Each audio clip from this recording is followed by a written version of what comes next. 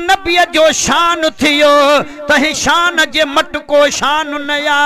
ही पाक नबी जो नाज तदिस छा कदरदानी कुदरत थी करे हित पई थी कज़ा बि कंधु ढारे ऐं कदम बोसी किस्मत थी करे हित मलकल मौत तो मस्ती मटे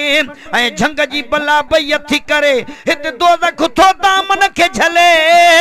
ऐं जान फिदा जन्नत थी करे सुभान अल्लाह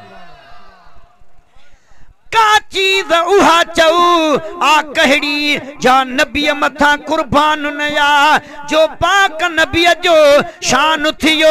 तहे शान जे मटको शान नया आ पहतो मोहम्मद मीर उते जिते ज़हन बशर बेवस्ती पयो पुरा की सफर बेवस्ती पयो ईसा जो असर बेवस्ती पयो मूसा जो गुजर बेवस्ती पयो जिब्राइल जो पर बेवस्ती पयो जिते 18 साल थी रात रहे सामान सहर बेवस्ती पयो बियो मुरसल जिया मैराज करे थियो मौला जो मेहमान नया जो पाक नबी जो शान थियो तहे शान जे मटको शान नया जहे वक्त वया मैराज फिजा थोड़ो तवज्जो जहे वक्त वया मैराज फिजा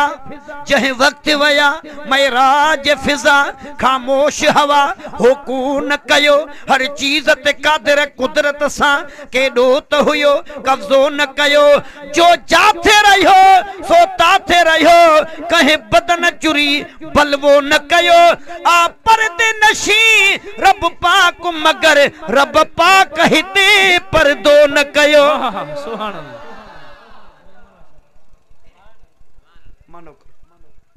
दीदार थियो पर देख सवा दीदार थियो पर देख सवा ही राज कोई आसान नया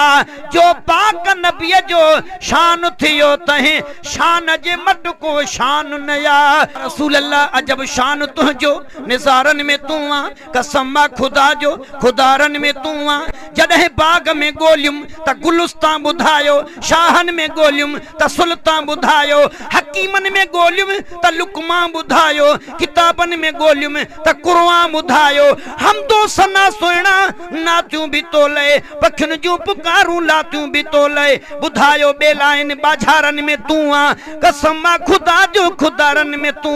आ डिठ में दी प्यारा त रातुन बुधायो वरी बाग बुलबुल जे बातुन बुधायो मुझे तलब सीने जे तातुन बुधायो हर कौम जे हादी जातुन बुधायो मुझो मानो आही अजब शान आही मुझा मुहब माही मेहरबान तू आ लंघा साल जे सावण सियारन में तू आ कसम खुदा जो खुदारन में तू आ।